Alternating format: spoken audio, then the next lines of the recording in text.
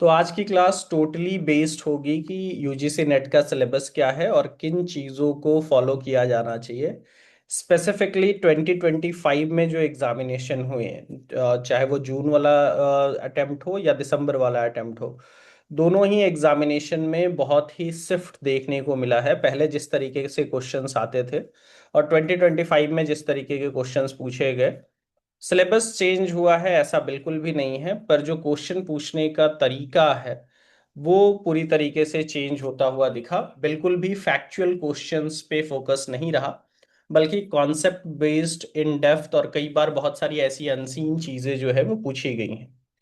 देखिए, जो official syllabus है उसमें सिर्फ इतना ही मेंशन किया गया है, 10 यूनिट्स हैं और एक एक वर्ड कई बार लिख दिया गया है। पहला यूनिट जैसे आपका ड्रामा है, second is poetry, third is fiction and short story, fourth is non fictional prose, fifth is language basic concepts theories pedagogy and English in use of, sixth is English in India history evolution and future, seventh is cultural studies, just a minute, literary criticism, literary theory post World War II, and the last unit is research methods and materials in English. Point ये है कि ये पूरा का पूरा जो syllabus है वो दो पार्ट में डिवाइडेड है। अगर आप ध्यान से देखेंगे तो जो पहला पार्ट है वो ड्रामा से लेकर के नॉन फिक्शनल प्रोज तक है। ये वाला जो पार्ट है, drama to non fictional prose, this is the first part. और उसके बाद जो सेकंड पार्ट है वो लैंग्वेज वाले कॉन्सेप्ट से लेकर के research methods and materials in English, यहाँ तक। तो जो पहला पार्ट है इसको आप मान सकते हो कि this part is completely what we can say is vague and not defined. ये पूरी तरीके से वेग है, साथ ही साथ नॉट डिफाइंड वाली कैटेगरी में आप रख सकते हो, क्योंकि इसमें क्लियरली उन लोगों ने मेंशन कर रखा है कि it covers all literatures in English, whether it is British, American, Caribbean, कुछ भी वो पूछ सकते हैं। तो ड्रामा वर्ड लिखा हुआ है, जो भी लिटरेचर इंग्लिश में आजकल ट्रांसलेशंस भी, अगर हिंदी लिटरेचर भी है उसको इंग्लिश में ट्रांसलेट किया गया है तो वो आपके सिलेबस का पार्ट हो सकता है। अमेरिकन है, अफ्रीकन है, कैरेबियन है, वट एवर इट इज, वो पूरी तरीके से आपके सिलेबस का पार्ट हो सकता है। तो ये जो पहला पार्ट है ये थोड़ा सा वेग है, बहुत डिफाइंड नहीं है कि ड्रामा में वो कौन सा ड्रामा आपसे पूछेंगे स्पेसिफिकली नेट के सिलेबस में। और अगर बिहार के रेफरेंस से बात करें तो बेट में भी जो अभी आपका ड्राफ्ट आया है उसमें भी क्लियरली मेंशन किया गया है कि जो बेट या स्लेट होगा वो यूजीसी नेट के सिलेबस पे ही बेस्ड होगा। मतलब सिलेबस यही रहेगा पूरी तरीके से। हालांकि जो जैसे जो टीजीटी पीजीटी का सिलेबस आता है उसमें क्लियरली डिफाइन कर दिया जाता है कि ड्रामा, तो ऑथर या पर्टिकुलर ड्रामा जो है वो मेंशन रहता है। यहाँ पे कुछ भी चीजें मेंशन नहीं है। तो पहला पार्ट जो है वो वेग है, नॉट डिफाइंड है। और अगर आप 100 मार्क्स की बात करें तो ऑलमोस्ट 50 क्वेश्चंस जो है वो आपको पहले पार्ट से आते हैं। मैं अप्रॉक्स की बात कर रहा हूँ 50, या आप ऐसा मान के चलिए कि 40 to 50 क्वेश्चंस जो है, 50 apart from 50 we can say that कि 50 या 40 to 50 क्वेश्चंस जो है वो पहले वाले पार्ट से आते हैं। जो सेकंड पार्ट है वो पूरी तरीके से डिफाइंड है, इसमें कुछ भी ऐसा नहीं है जो वेग है, क्लियर नहीं है, ऐसा बिल्कुल भी नहीं है। तो जो second part is completely well defined, आपकी कैटेगरी में आप इसको रख सकते हो।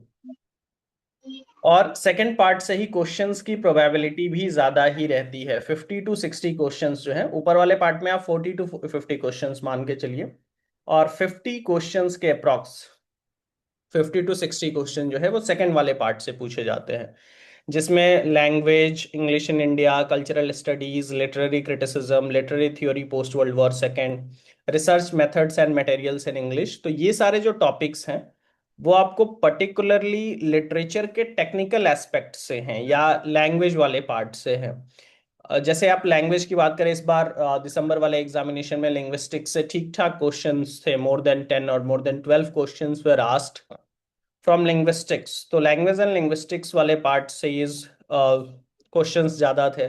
लिटरेरी थ्योरी से आजकल क्वेश्चंस खूब पूछे जाते हैं, बहुत सारे questions, more than 20 questions were asked from literary theory.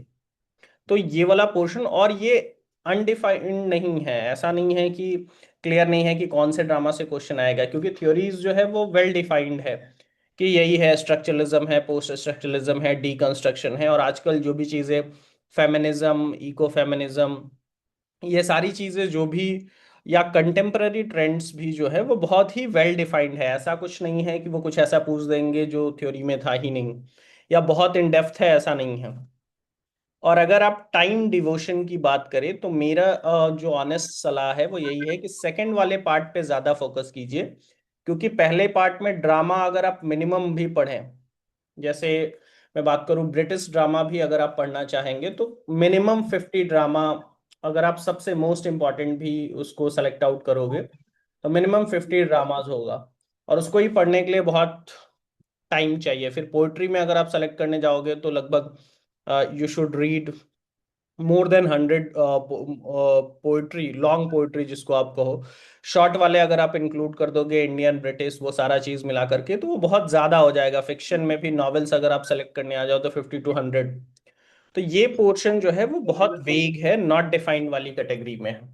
Second वाले पोर्शन पे ज्यादा फोकस, कल्चरल स्टडीज बहुत छोटा सा टॉपिक, 4-5 क्वेश्चन या कई बार 6-7 क्वेश्चन भी बड़े आराम से पूछ दिए जाते हैं कल्चर से रिलेटेड, या कल्चर और लिटरेचर का क्या इम्पैक्ट है। इंग्लिश इन इंडिया भी बहुत छोटा टॉपिक है कि इंडिया में इंग्लिश किस तरीके से आया, कौन कौन से लॉज बने, हिस्ट्री क्या है इसकी, किस तरीके से इवोल्यूशन हुआ, और फ्यूचर क्या है इंग्लिश का इंडिया में।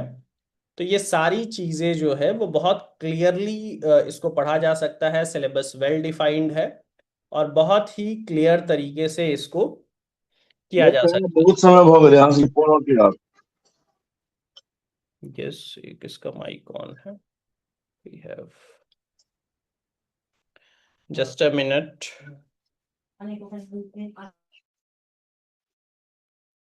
ए,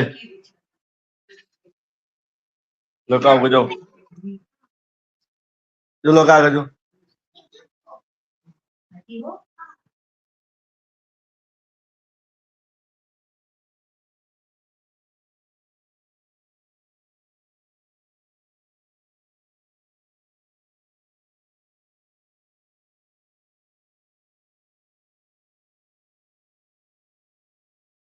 ये सारी चीजें क्लियर होगी क्योंकि सिलेबस वाला जो पार्ट है वो बहुत क्लियर होना चाहिए। ये चीजें ऑलरेडी अवेलेबल है, ऑफिशियल सिलेबस में यही सारी चीजें लिखी हुई हैं।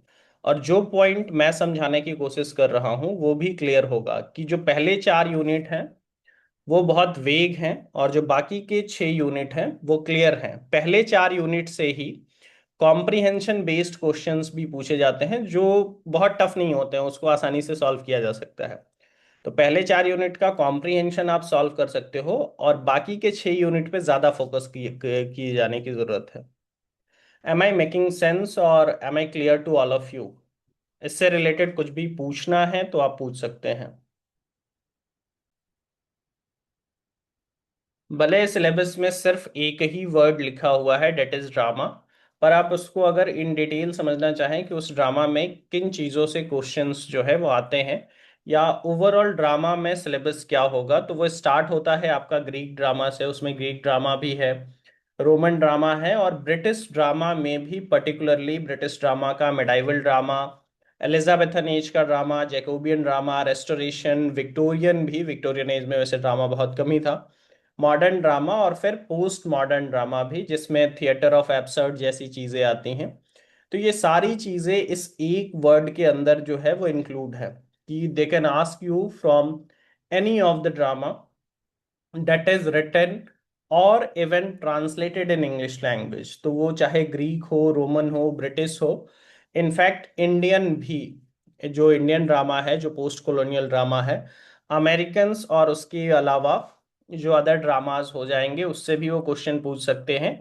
इनफैक्ट जो ड्रामेटिक फॉर्म्स और टेक्निक से जो क्वेश्चन आते हैं, जैसे मान लीजिए इंडियन एस्थेटिक्स का जो पार्ट आपसे पूछा जाता है कि नाट्य शास्त्र में भरत मुनि ने ड्रामा के कितने टाइप बताए हैं, या एरिस्टोटल ने ड्रामा के बारे में कितने टाइप्स बताए हैं, ट्रेजेडी को किस तरीके से डिफाइन किया है, या तो जो भी उसका व्यू पॉइंट है which is regarding dramatic form या ड्रामेटिक टेक्निक्स को लेकर के जो बुक्स है, वो सारी चीजें इस ड्रामा के अंदर ही आएंगे, भले ही वो क्रिटिसिज्म वाले पार्ट में भी। पर ड्रामा में ये सारी चीजें आपसे एग्जामिनेशन में पूछी जा सकती है। और ऑन एन एवरेज जो है वो पर्टिकुलर इस यूनिट से 10 to 12 क्वेश्चन आते हैं। जैसे अगर मैं पिछले एग्जामिनेशन की बात करूं तो सिर्फ ड्रामा से ऑलमोस्ट 10 क्वेश्चंस आए थे। एंड सरप्राइजिंग बात यह है कि इस 10 क्वेश्चंस में से 9 questions were from British drama, और सिर्फ एक क्वेश्चन इंडियन वाले पार्ट में 10 to 12, और एक क्वेश्चन 10 to 12 क्वेश्चन जो है वो पूछे गए थे। और इसके पिछले वाले एग्जाम में जून में 7 to 8 क्वेश्चन। तो on an average they generally ask 10 to 12 from this particular unit। और उसमें यही सारी चीजें फोकस है। शेक्सपियर से क्वेश्चन आता ही आता है, जीबी सॉ से भी, बेकेट से भी क्वेश्चंस जो हैं वो पूछे ही जाते हैं। तो पहले यूनिट में ये सारी चीजें जो है वो आपको ध्यान देना है। इस वाले क्लास में ये जो फाउंडेशन क्लास होगी हम लोग यूनिट वाइज ही पढ़ेंगे। जैसे अगर हम ड्रामा पढ़ रहे हैं तो ग्रीक ड्रामा से हम लोग स्टार्ट करेंगे कि ग्रीक ड्रामा में कौन कौन सी मेजर चीजें हैं, कौन कौन से मेजर राइटर्स हैं, उनके कौन से वर्क्स हैं, किस वर्क की समरी समझ लेना ज़्यादा इंपॉर्टेंट है। और कई बार कोटेशंस भी, ड्रामा की लिखी जो लाइंस हैं, खासतौर पे जो ब्रिटिश ड्रामा है उससे रिलेटेड, एलिजाबेथन एज में मान लीजिए कोई शेक्सपियरन ड्रामा है तो उस पर्टिकुलर वर्क का पर्टिकुलर लाइंस, जो भी पॉपुलर स्टेटमेंट्स है, जो कोट्स एंड कोटेशंस है, उससे रिलेटेड क्वेश्चंस आते रहते हैं। तो वो सारी चीज़ें हम लोग समझेंगे और उसको कोशिश करेंगे कि समझ सकें। साथ ही साथ चीजें अगर आप समरी वाइज और उस कहानी को इन डेप्थ जानने की कोशिश करोगे तो वो लाइंस ऑटोमेटिकली मेमोराइज हो जाते हैं, उसको रटने की जरूरत नहीं पड़ती है। और कई बार जो लाइन आपने देखा भी नहीं है, अगर आप उस ड्रामा से गो थ्रू हुए हो तो आप इजिली एग्जामिनेशन में कैच कर पाते हो कि मोस्ट प्रोबेबली ये जो है वो उस पर्टिकुलर ड्रामा की ही लाइन लग रही है। तो ड्रामा वाले पार्ट में ये, moving to the next slide.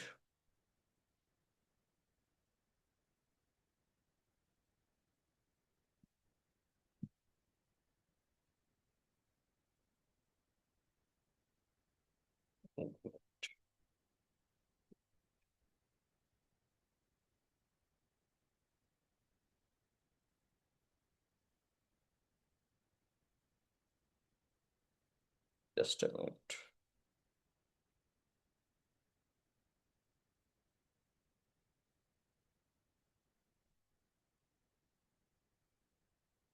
So unit 2 जो है वो आपका पोइट्री है। पोइट्री में भी फिर सेम चीज़ें ही हैं कि ब्रिटिश पोइट्री से जो क्वेश्चन है, पोइट्री सेगमेंट से उतने क्वेश्चंस आजकल नहीं आ रहे हैं। ड्रामा पे फोकस ज़्यादा है, पर ऐसा ज़रूरी नहीं है कि अगले एग्जामिनेशन में क्वेश्चंस नहीं आएंगे। पोइट्री से नॉर्मली 5 to 8 क्वेश्चंस आप मान के चल सकते हो। और उसमें भी जो मेजर क्वेश्चंस हैं वो ब्रिटिश से ही आएगा। ब्रिटिश, अमेरिकन और इंडियन, आजकल अमेरिकन से क्वेश्चंस बिल्कुल भी नहीं आ रहे हैं। जैसे पिछले एग्जामिनेशन में सिर्फ 1 से 2 क्वेश्चंस अमेरिकन से ही पूछे गए थे। तो 5 to 8 क्वेश्चंस पोइट्री वाले सेक्शन से एग्जामिनेशन में पूछे जाते हैं, जिसमें मेजर फोकस ब्रिटिश पोइट्री पे है, चौसर से लेकर के मॉडर्न एज तक, TS Eliot, W B Yeats, in fact post modern के भी जो राइटर्स हैं वहां से भी क्वेश्चंस आते हैं। और जब मैं पोइट्री की बात कर रहा हूँ तो पोइट्री से रिलेटेड जो टेक्निकल चीज़ें हैं, जैसे पोइट्री के जो फॉर्म्स है, टाइप्स ऑफ पोइट्री है, कि एपिक पोइट्री क्या होता है, लिरिक क्या होता है, ओड क्या है, बैलेड क्या है, ये सारी चीज़ें, जितने भी टाइप्स ऑफ पोइट्री हैं कई बार उनसे भी क्वेश्चंस रहते हैं, तो वो भी पोइट्री सेक्शन के अंदर ही समझे जाएंगे। पोइटिक डिवाइसेस से क्वेश्चन रहते हैं, जो बेसिक बेसिक सी चीजें हैं, हालांकि बहुत बेसिक पूछते नहीं हैं। सेनेक्डॉक क्या है, एलिट्रेशन, पर्सोनिफिकेशन, ऑक्सीमोरोन, और भी जो प्रोसोडिक टर्म्स हैं उनसे रिलेटेड जो है वो क्वेश्चंस रहते हैं। इंडियन इंग्लिश पोइट्री में हेनरी डिरोजियो से लेकर के जो भी कंटेम्प्ररी पोइट हैं उन तक, फिर अमेरिकन पोइट्री और अदर पोइट्री से रिलेटेड भी एक आध क्वेश्चंस आपके एग्जामिनेशन में पूछे जा सकते हैं। मेजर फोकस इसमें यह होता है कि आप पोइट्स को क्रोनोलॉजिकली थोड़ा सा समझें, इंपॉर्टेंट लाइंस पोम की याद करना या उन चीज़ों को मेमोराइज करना। बेसिकली जो पहले 4 यूनिट है ना वो इंटरेस्ट की ज्यादा चीजें हैं। अगर आप उस ड्रामा को इंटरेस्ट लेकर के पढ़ रहे हो, पोइट्री वाला सेक्शन है, तो कोई भी पोम, फॉर एग्जांपल अगर मैं इंडियन इंग्लिश पोइट्री की बात करूं तो रविन्द्रनाथ टैगोर ने गीतांजलि में बहुत सारे पोम्स लिखे हैं, या शेक्सपियर के बहुत सारे सोनेट्स, अगर मैं ब्रिटिश पोइट्री की बात कर लूँ, तो इट इज़ नॉट पॉसिबल कि आप टोटल सोनेट्स जितने शेक्सपियर ने लिखे हैं 154 वो आप देख पाओ। पर जो पॉपुलर वंस हैं उसको तो line by line go through हो ही लेना चाहिए। तो आप ऐसे भी कहीं जा रहे हैं या कुछ भी कर रहे हैं तो उसके जरिए उस बीच में आप उसको पढ़ सकते हो। तो एक्चुअल टेक्स्ट के थ्रू जरूर पोइट्री वाले पोर्शन में आप गो थ्रू हुई है। जो लॉन्ग एपिक पोइट्री है, फॉर एग्जांपल अलेक्जेंडर पोप का जो जैसे मॉक एपिक है the rape of the lock, तो बहुत लंबा है। या फिर मिल्टन की हम बात करें तो मिल्टन का पैराडाइज लॉस्ट जो है, तो बहुत लंबी पोइट्री भी जो है उसको भी आप कोशिश कीजिए कि उससे जो इम्पोर्टेंट लाइंस हैं उसको आप गो थ्रू हो लो। तो ये सारी चीजें जो है वो इम्पोर्टेंट बन जाती हैं। इसमें क्लास हेल्प करेगा, पर बेसिक मैटर ये है कि आप इसमें इंटरेस्ट डेवलप करें। Poetry is a matter of interest, in fact drama भी, फिक्शन और नॉन फिक्शन भी। क्लास आपका जो बाकी के 6 यूनिट्स हैं उसमें ज्यादा हेल्प करेगा आपको। तो आई होप पोइट्री वाला पोर्शन भी clear. Next, moving on to the next slide. Fiction. Fiction is all about, fiction को कहा जाता है कि fiction is a lie through which we tell the truth, या इमेजिनेशन की जब बात की जाए तो उसको हम लोग फिक्शन मानते हैं। और फिक्शन से भी आजकल जो क्वेश्चन आते हैं वो सेम ही है, 5 से 8 क्वेश्चन, कई बार 8-9 क्वेश्चंस जो हैं वो आजकल आते हैं। शॉर्ट स्टोरीज वगैरह से खूब क्वेश्चंस जो हैं वो एग्जामिनेशन में पूछे जाते हैं। और शॉर्ट स्टोरी का भी मैं फिर से वही कहूंगा कि ये भी मैटर ऑफ इंटरेस्ट की बात है। जैसे ये पॉसिबल नहीं है कि जितनी भी शॉर्ट स्टोरीज हैं वो क्लास के दौरान आपको बता दी जाए, ये वो चीज़ है। फॉर एग्जाम्पल, जैसे अगर मैं इंडियन की बात करूँ तो आर के नारायण है। आर के नारायण ने बहुत सारी शॉर्ट स्टोरीज लिखी हैं, एन एस्ट्रोलॉजर्स डे वगैरह ग्रेजुएशन मास्टर्स के सिलेबस के दौरान रहा होगा, या उसके अलावा भी बहुत सारी चीज़। तो शॉर्ट स्टोरीज जो है उसमें भी आपको इंटरेस्ट डेवलप करना पड़ेगा। For example, Edgar Allan Poe की जो स्टोरीज है वो बहुत पॉपुलर है। इसके अलावा एंटन चेकव की स्टोरीज हैं वो बहुत पॉपुलर हैं। तो जो भी शॉर्ट स्टोरीज है, अगर टाइम मिल रहा है तो आप खुद भी, मैं आपको राइटर्स की लिस्ट दे सकता हूँ कि इन राइटर्स की शॉर्ट स्टोरीज बहुत पॉपुलर है, इनसे क्वेश्चंस आते हैं। और उन राइटर्स की जो पॉपुलर शॉर्ट स्टोरीज है उसको आप लिटरली पढ़ जाया करो। अगर पढ़ नहीं सकते तो समरीज सुन लीजिए, but go through the actual text as well. और वो बहुत लंबी नहीं होती है, 2 पेज, 2.5 पेज, 3 पेज की स्टोरी, और वो इजिली पढ़ा जा सकता है। तो आई स्ट्रांगली रिकमेंड कि आप एक्चुअल टेक्स्ट के जरिए ही जाइए। तो ब्रिटिश नॉवेल्स भी है। नॉवेल्स को मैं ये नहीं कह रहा हूँ कि सारी नॉवेल्स उठा करके आप एक्चुअल टेक्स्ट पढ़िए, पर जो भी पॉपुलर नॉवेल्स है उसकी लिस्ट आपको प्रोवाइड कर दी जाएगी जिनसे क्वेश्चंस बनने की प्रोबेबिलिटी ज़्यादा है। ब्रिटिश में फॉर एग्जांपल जेन ऑस्टन से क्वेश्चंस आते ही हैं, ब्रॉन्टे सिस्टर्स से क्वेश्चंस खूब पूछे जाते हैं। डिकेंस जो है वो बहुत फेवरेट है यूजीसी नेट में। डिकेंस के वर्क्स की क्रोनोलॉजी, उनके वर्क्स के जो टेक्स्ट के एक्चुअल लाइंस हैं उसको क्रोनोलॉजिकली कई बार अरेंज करने के लिए एग्जामिनेशन में दे सकता है आजकल जिस तरीके का ट्रेंड है। तो चार्ल्स डिकेंस, ऐसे बहुत सारे जो राइटर्स हैं उसकी पूरी की पूरी लिस्ट आपको प्रोवाइड कराई जाएगी, और उसमें इनफैक्ट उससे रिलेटेड जो भी इंपॉर्टेंट इंफॉर्मेशन है वो भी हम लोग क्लासरूम में डिस्कस करेंगे। बट द मैटर इज कि आपको खुद भी इंटरेस्ट डेवलप करना ही होगा इन चीजों को समझने के लिए। तो जो पहले 4 यूनिट है, मैं बार बार ये रिपीट कर रहा हूँ कि it is a matter of interest first, कि आपको ड्रामा में इंटरेस्ट डेवलप करना है, पोइट्री में, फिक्शन में, और फिर नॉन फिक्शनल चीजों में भी। फिक्शन से रिलेटेड जो कुछ बेसिक चीजें हैं, जैसे नॉवेल किस तरीके से शुरुआत हुई, राइज ऑफ द नॉवेल के लिए क्या रीजन थे, रियलिज्म क्या है, modernism, post modernism, narrative techniques क्या होते हैं नॉवेल में, ये सारी चीजें आपको क्लास के दौरान बहुत इन डिटेल्ड मैनर में समझा दी जाएंगी। नैरेटिव टेक्निक्स क्या होता है, कौन कौन से मेजर ऑथर्स हैं, ये सारी चीजें हम लोग क्लास के दौरान डिस्कस करेंगे। तो fiction, and next come is non fiction. Just give me a moment.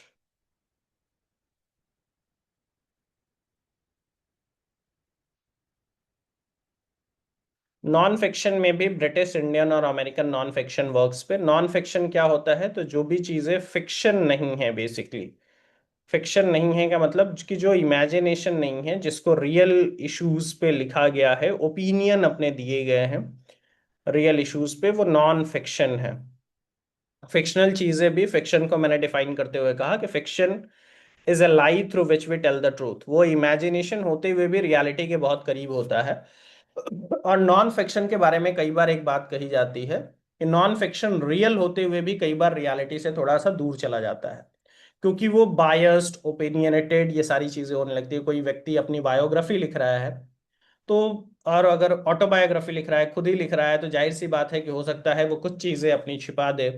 कोई दूसरा उसके बारे में लिख रहा है तो वो अपने पर्सपेक्टिव से लिखेगा। एसेस जो है वो भी ओपिनियन है, तो ये भी चीजें रियल होती हैं, पर दे आर ओपिनियनेटेड थिंग्स। तो ब्रिटिश, इंडियन और अमेरिकन नॉन फिक्शन वर्क्स जो हैं, उनसे खूब क्वेश्चंस आते हैं। और इसमें जो पॉपुलर राइटर्स जिनसे क्वेश्चंस खूब पूछे जाते हैं, just give me a moment. क्या हो जा रहा है, एक मिनट।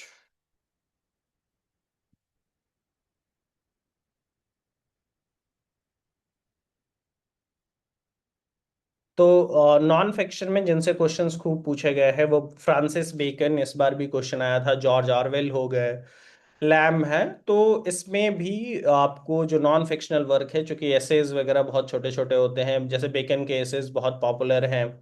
जो बायोग्राफीज है वो भी कुछ एक बायोग्राफीज जो बहुत पॉपुलर है वो आपको देख लेनी चाहिए। जो डायरी राइटिंग है, जैसे सैम्यूल पेप्सिस का नाम आपने सुना होगा, या फिर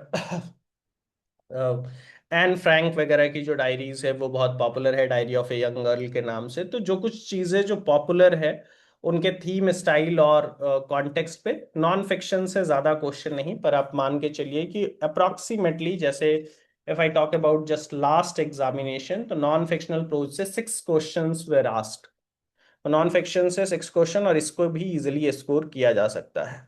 तो ये पहले 4 यूनिट हो गए। अगर मैं 5वें यूनिट की अब बात करूं, यहाँ से ये सारे जो यूनिट्स हैं ये क्लियरली पढ़ाए जाने वाले यूनिट्स हैं, जिसको इजीली आपको क्लास में पढ़ाया जा सकता है। और यहाँ पे जो नोट्स दिए जाएंगे वो एनफ होंगे। और इन यूनिट्स से स्कोर भी किया जा सकता है। सिलेबस वेल डिफाइंड है, लिमिटेड है। फॉर एग्जाम्पल, जैसे मैं लैंग्वेज यूनिट 5 जो है, जो language basic concept, theories and pedagogy और इंग्लिश इन यूज की बात करूं, तो क्या है लिंग्विस्टिक की बेसिक चीजें। अगर आप लोग मटेरियल्स की बात करें, जैसे स्टडी मटेरियल की बात करें, तो एक तो हम लोग खुद ही 1000 पेज की और 700 to 800 पेज की एक बुक आती है प्रेम शंकर पांडे की, world literature in your feast, तो उसका पीडीएफ आपको अवेलेबल कराया जाएगा।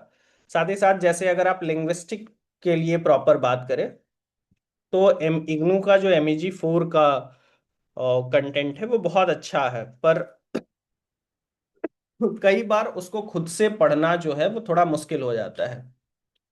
तो उसमें क्या पढ़ना है, क्या छोड़ना है। और लिंग्विस्टिक पे जब जो क्लासेस होगी, अमूमन 10 से 15, या जैसे यूनिट 5 पे जो है वो 15 to 20 क्लास आराम से होगी, इससे ज़्यादा ही क्लासेस होगी। तो उसमें हम लोग उस पर्टिकुलर सोर्स को भी कवर करेंगे। तो उसमें क्या पढ़ना है, क्या नहीं पढ़ना है, क्या छोड़ देना है, तो ये सारी चीज़ों पे हम लोग डिस्कशन करते हुए आगे बढ़ेंगे। बेसिक्स क्या है, लैंग्वेज एक्विजिशंस थ्योरी क्या है, नेचुरल लैंग्वेज एक्विजिशन कैसे होता है, सेकंड लैंग्वेज एक्विजिशन की क्या टेक्निक है। जो जैसे हम लोगों की, सब लोगों की फर्स्ट लैंग्वेज आमतौर पे हिंदी ही होगी, और एनी अदर मदर टंग जो है वो हो सकता है की हो।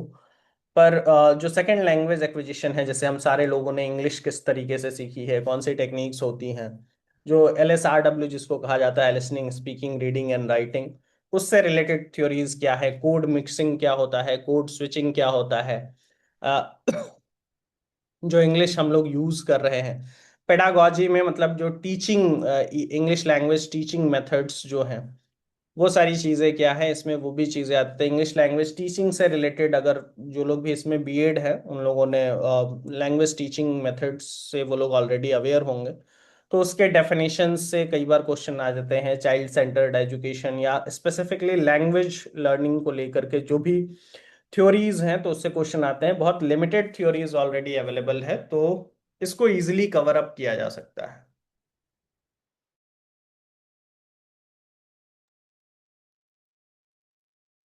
तो जो भी इसमें कॉन्सेप्चुअल एमसीक्यूज हैं उसको प्रैक्टिस करना ज्यादा बेटर एडवाइस है।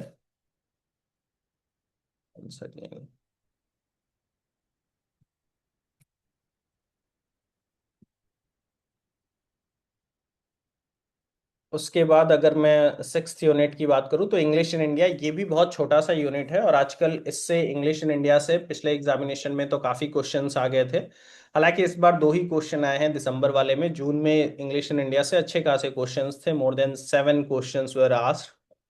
और ये बहुत ही लिमिटेड है। English in India refers to कि इंडिया में इंग्लिश किस तरीके से आया।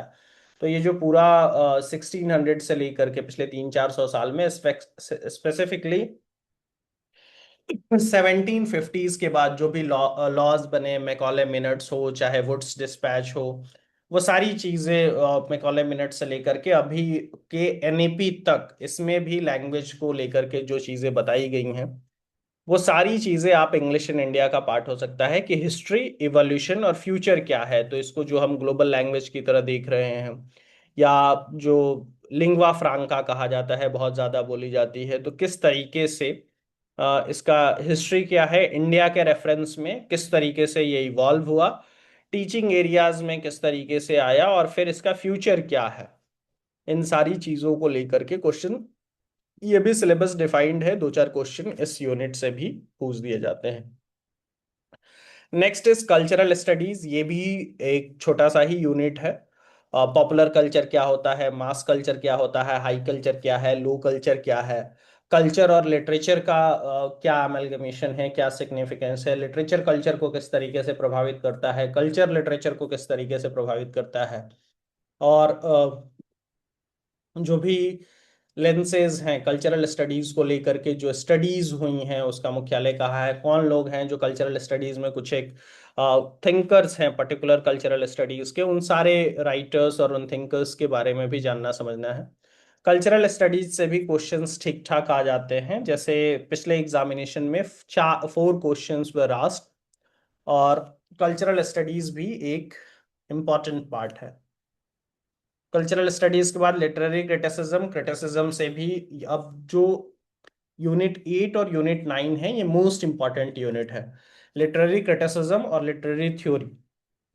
अमूमन क्रिटिसिज्म पे अकेले जो है वो 20 to 25 क्लासेस और थ्योरी पे 30 to 40 क्लासेस मिनिमम जो है वो हम लोग डिवोट करेंगे और इसको बहुत इन डिटेल में समझने की कोशिश करेंगे। क्रिटिसिज्म का मतलब, criticism is basically the real evaluation of any literary piece of art। तो चाहे वो कोई पेंटिंग हो, कोई बुक हो या कोई भी चीज जो है उसको अगर इवेल्युएट किया जा रहा है और उस इवेल्युएशन को ही हम क्रिटिसिज्म कहते हैं। तो इट्स नॉट कि आप उसमें कमी ढूंढ रहे हो, फॉल्ट फाइंडिंग नहीं है क्रिटिसिज्म। क्रिटिसिज्म इवेल्युएशन है। तो बहुत सारे क्रिटिक्स ने क्रिटिसिज्म किस तरीके से किया जाए इसको लेकर के अपनी थ्योरीज दी हैं। फिर आपका लिटरेरी थ्योरीज वाला भी पार्ट है। तो Plato, Aristotle, Dryden, Johnson, new criticism क्या है, प्रैक्टिकल क्रिटिसिज्म क्या है, तो इन सारी चीजों से लेकर के हम लोग इसमें समझेंगे। तो क्रिटिक्स और उनके की आइडियाज। फिर थ्योरी, पोस्ट वर्ल्ड वॉर 2 1945 के बाद जो भी थ्योरीज आई हैं, चाहे वो स्ट्रक्चरलिज्म, पोस्ट कोलोनियलिज्म, डीकंस्ट्रक्शन, ये सारी चीजें, जो लोग नए हैं उनके लिए ये सारे वर्ड्स भी कई बार नए हो सकते हैं, पर स्टिल इन सारी चीजों को हम बहुत इन डेप्थ में पढ़ेंगे। और आजकल इको फेमिनिज्म, इको क्रिटिसिज्म, ये सारी चीजें भी आ रही हैं। तो उनसे रिलेटेड भी जो चीजें हैं हम थ्योरी और क्रिटिसिज्म पे ठीक ठाक टाइम जो है वो डिवोट करने वाले हैं। And the last unit is research methods and materials in English. तो इंग्लिश लैंग्वेज में या इंग्लिश लिटरेचर में कौन कौन से जो रिसर्च, पहले तो रिसर्च का टाइप्स क्या होता है, साइटेशन स्टाइल क्या है, या कौन कौन से रिसर्च मेथड्स यूज किए जाते हैं, क्वांटिटेटिव रिसर्च क्या है, क्वालिटेटिव रिसर्च क्या है, ये सारी चीजें वैसे इस यूनिट की कुछ सारी चीजें जो है वो पेपर 1 के भी पार्ट में आती है। पर स्पेसिफिकली इंग्लिश में क्या रिसर्च होते हैं, कौन कौन से मेथड से, कौन कौन से मटेरियल्स का यूज किया जाता है, इससे भी 4 से 5 क्वेश्चन आ जाते हैं। इस पे हम लोग 6 to 8 क्लास जो है वो डिवोट करेंगे और इसको भी इन डिटेल समझेंगे कि कॉन्सेप्ट्स क्या है। तो आई होप आपको चीज़ें समझ में आई होंगी। मैं एक बार कंक्लूड कर दे रहा हूं कि जिन चीज़ों को मैं समझाने की कोशिश कर रहा हूँ वो सिर्फ ये है कि हमारा फोकस 1 to 4 यूनिट के बजाय 5 to 10 पे होना चाहिए। क्यों? क्योंकि उसका वेटेज ज़्यादा है और वो वेल डिफाइंड है, उसमें चीज़ें वेग नहीं है। जैसे 1 to 4 यूनिट में हो सकता है कि कोई ड्रामा आपने बहुत इन डिटेल पढ़ा, 10-20 ड्रामा बहुत इन डिटेल पढ़ा, उसके बावजूद भी एग्जाम में जिस ड्रामा से क्वेश्चन आया था वो आपने नहीं पढ़ा था। पर ये चीजें यूनिट 5 to 10 में नहीं होंगी। पुराने PYQs का कोई मतलब नहीं है, बल्कि जो 2025 में जो एग्जाम हुआ है उसके क्वेश्चन पेपर को बहुत इन डिटेल में एनालाइज कीजिए। थ्योरी और लिटरेचर के स्टडीज को कंबाइन करके पढ़िए, अपने नोट्स बनाइए, और जो यहाँ पे अभी जो क्लास हम लोग लेंगे उसमें हम लोग वीकली टेस्ट भी ऑर्गेनाइज करेंगे, तो उन सारी चीज़ों पे एक बहुत ही डिटेल्ड मैनर में चीज़ें होंगी। सब कुछ पढ़ने की जरूरत नहीं है, जो चीज़ें जिस पे फोकस करना है और किसको छोड़ना है वो सारी चीज़ें हमारी रिस्पॉन्सिबिलिटी। रिवीजन ज़्यादा ज़रूरी है, और फिर यूनिट वाइज अपने नोट्स बनाइए। एज वाइज पढ़ने से अच्छा है, मेरी सलाह ये है कि आप यूनिट वाइज पढ़े। एज वाइज एक बार आप हिस्ट्री ऑफ इंग्लिश लिटरेचर समझ लीजिए, पर स्टार्ट लर्निंग यूनिट वाइज, और जो एग्जामिनेशन का सिलेबस है उसके अकॉर्डिंग ही हम लोग पढ़ेंगे और उसी के अकॉर्डिंग चीज़ें होंगी। आई होप मैंने काफ़ी कुछ आपको समझाया और ये हेल्पफुल रहा होगा आपके लिए। किसी का कोई कंफ्यूजन या डाउट है तो वो आप पूछ सकते हो।